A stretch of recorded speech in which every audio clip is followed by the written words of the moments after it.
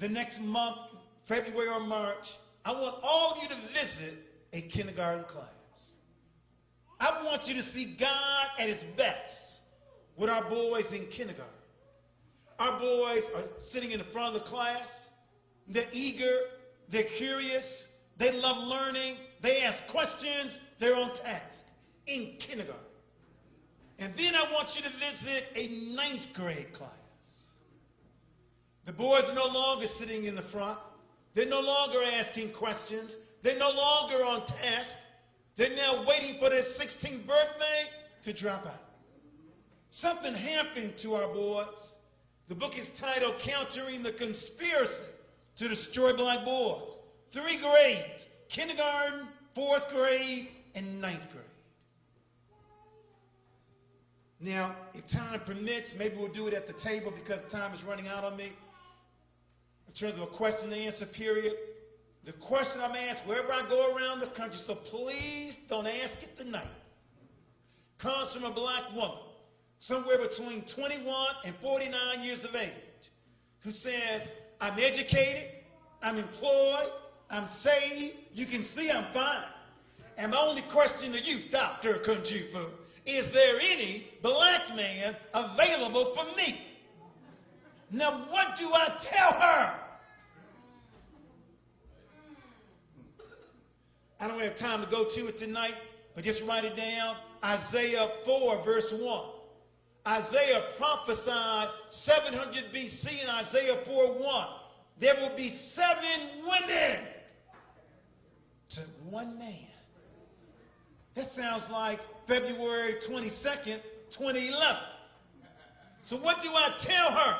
She says, I'm employed, I'm saved, I'm educated, I'm fine. What do I tell her? Well, sometimes I get tired and tell her, you should have claimed your man in kindergarten. You should have told that 5-year-old nappy-headed little boy, you're going to be my husband. And I'm going to be your study partner. I'm going to teach you how to read. You're not going to special ed. You're not dropping out. I need you to be my husband and the daddy to my children. This is real. Can you imagine all these strong, dynamic women who have not compromised, pursued their education, stayed in relationship to Jesus, gainfully employed, had their own house, and no one to share it with?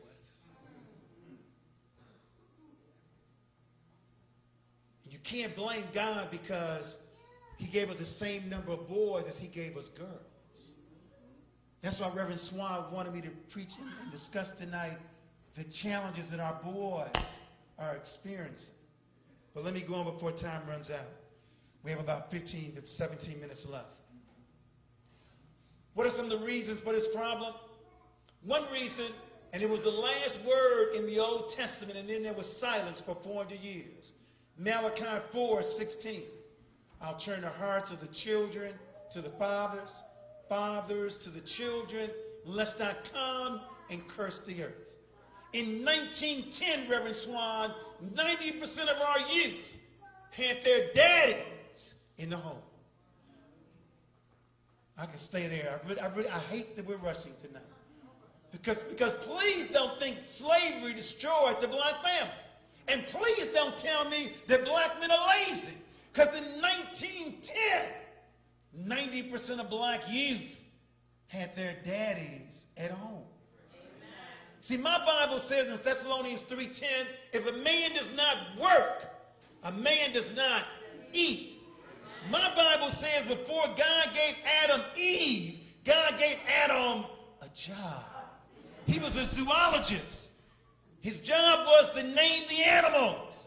And black men were needed in 1910 to work farms. And so they stayed with their wives and their children. But then we left the Carolinas and Georgia, moved to a place called Connecticut, to Massachusetts, manufacturing. Rumor was there were some jobs up north on 95. And in 1960, 80% of black youth still have their fathers at home. Can you imagine Reverend Swan in 1960, a brother could drop out of high school, and all he knew how to do was put widget 185 on top of widget 186, but he got paid $18 an hour. It is now 2011. What percent of black youth still have their daddies at home? Is it 90? Is it 80? What percent of our youth have their fathers at home? It has now dropped down to 28%. We need to come back and have a whole workshop just on the 5 types of daddies in Massachusetts. Sperm donors. You know, they don't stay long. They stay about 18 seconds because you know you don't last that long. We have the no-show daddies. You know, the ones that promise on Monday, I'm going to pick you up Saturday at noon and don't show. The ice cream daddy, you know, the ones that feel guilty. They don't give any time, but they take them to see the Celtics, the Red Sox, the Patriots, but no homework, no chores. Then we have this term, step. I hate that term, step.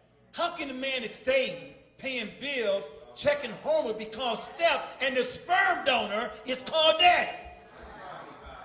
And then we have daddies who never left their children. And I believe, Reverend Swan, the Lord has blessed us tonight. I want all the men in this sanctuary who never left their children to stand up right about now. I want you to see some real men who never left. Let's give it up. Real. Look at them. Look at them. Real men. You look good, brothers. And for some reason, tonight on the news, they don't show you.